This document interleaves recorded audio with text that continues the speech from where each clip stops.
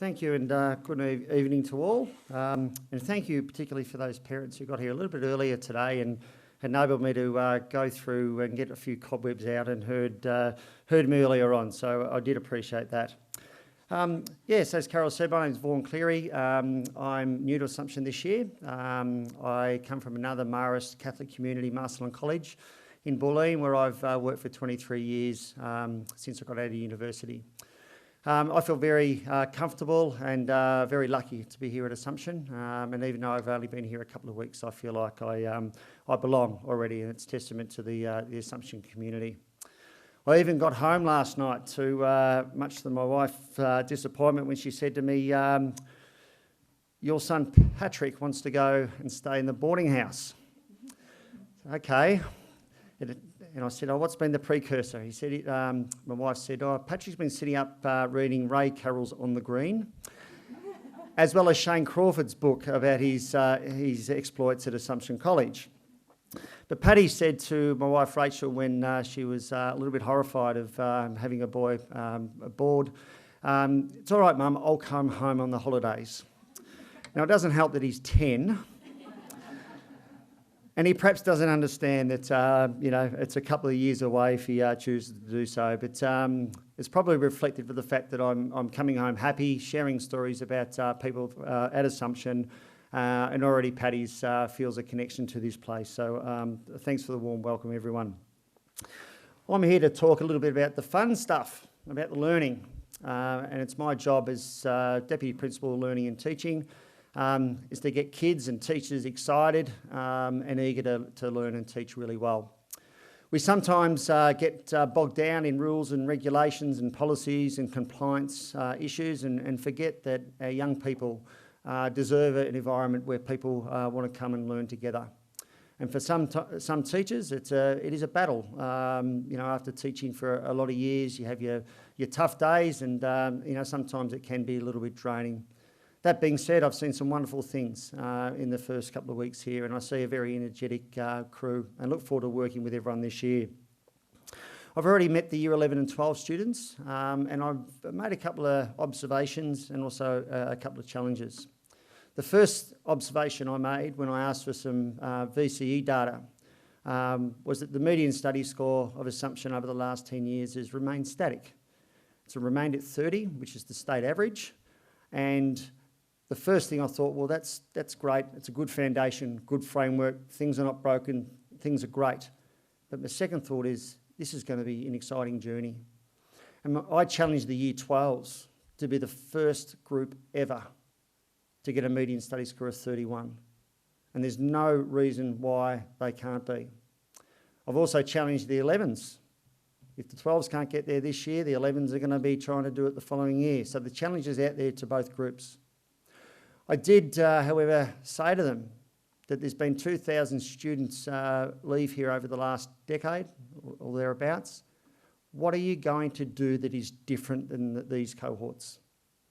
My experience at schools is that a lot of students have ideas about certain levels of achievement and think that it will naturally happen if they think it will.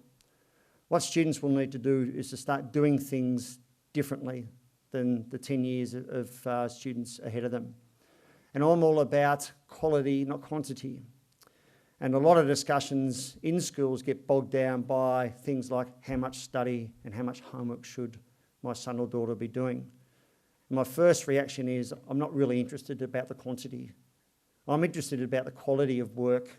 First and foremost, your sons and daughters are getting in class, because that's your prime learning environment. And secondly, what sort of quality homework and revision are they doing at home? So for me, I've challenged the students to do a few things differently.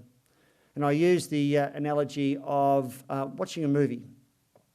When you watch a movie for the first time, you don't really know where the plot's going to turn and what's going to be the end of the story.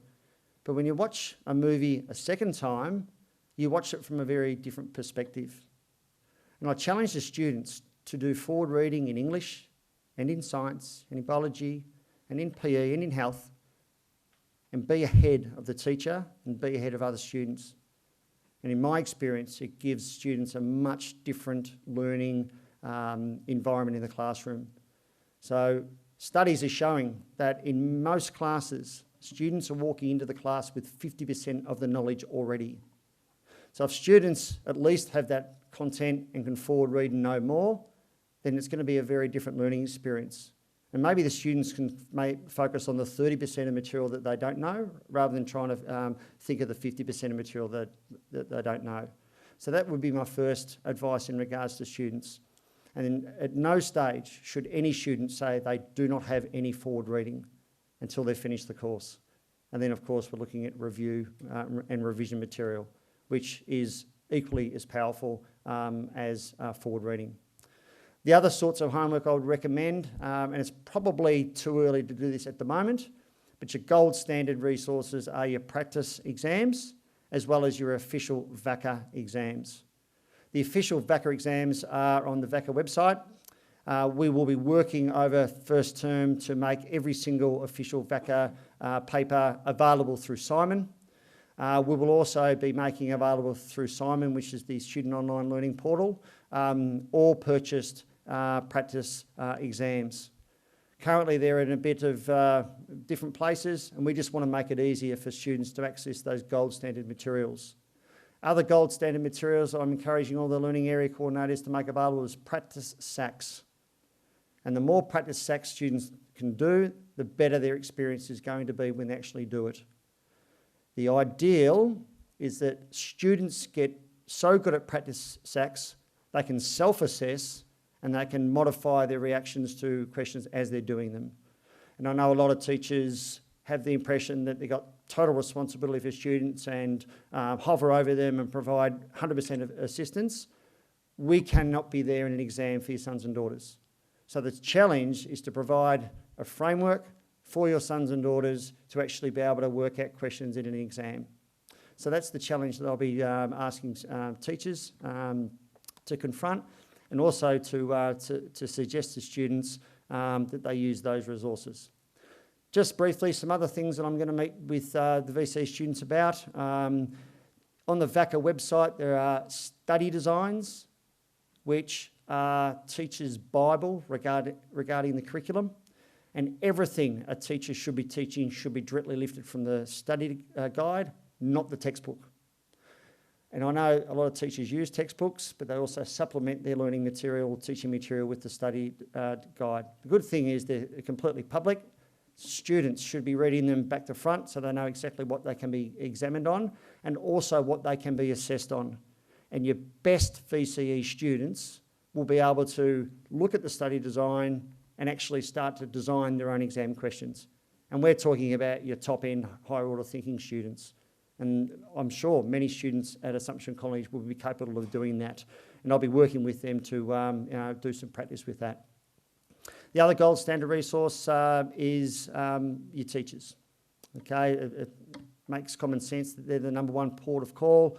I did share an example with the people earlier on who got here at 7 o'clock that I had a student a couple of years ago that expressed a desire to get a tutor, and this was in the September holidays, and I was horrified.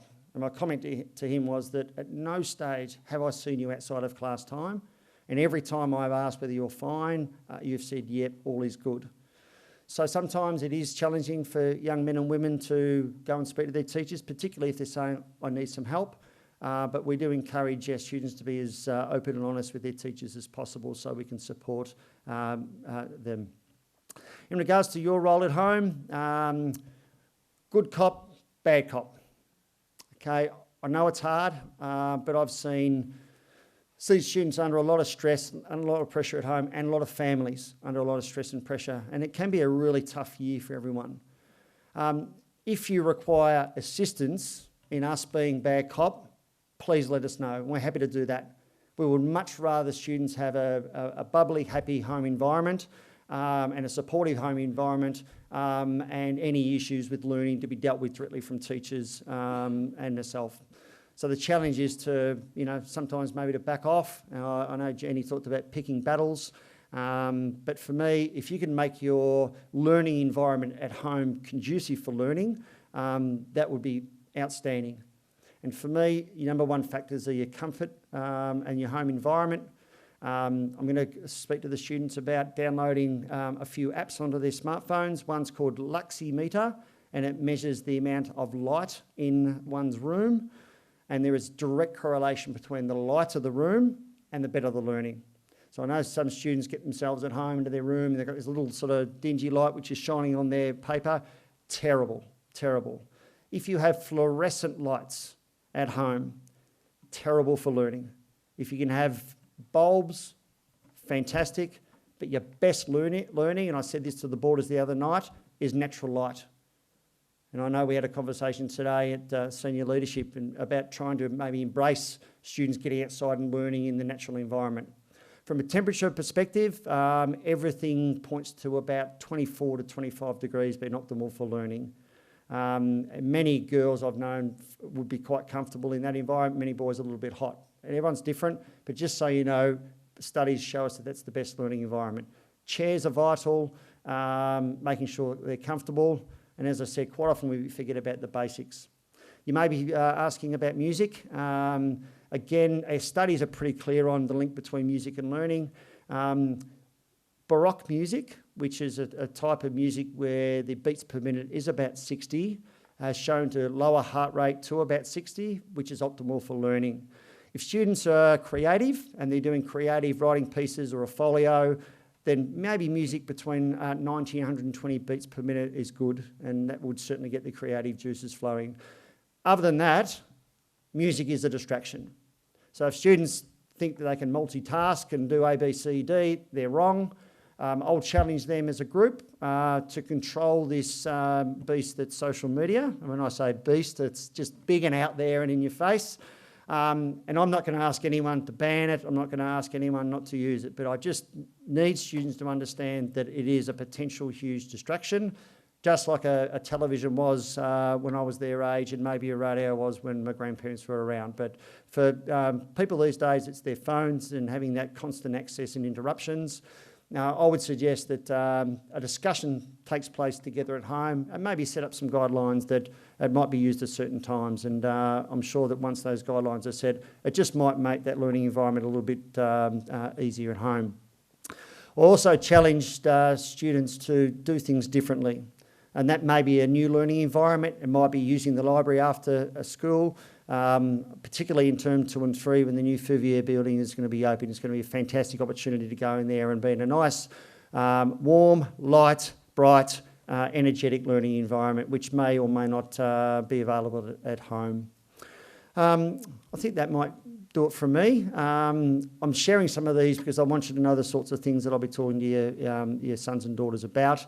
But if anyone's got any concerns or wants some advice about how to handle certain things, please feel free to contact myself or a pastoral letter or your teachers directly.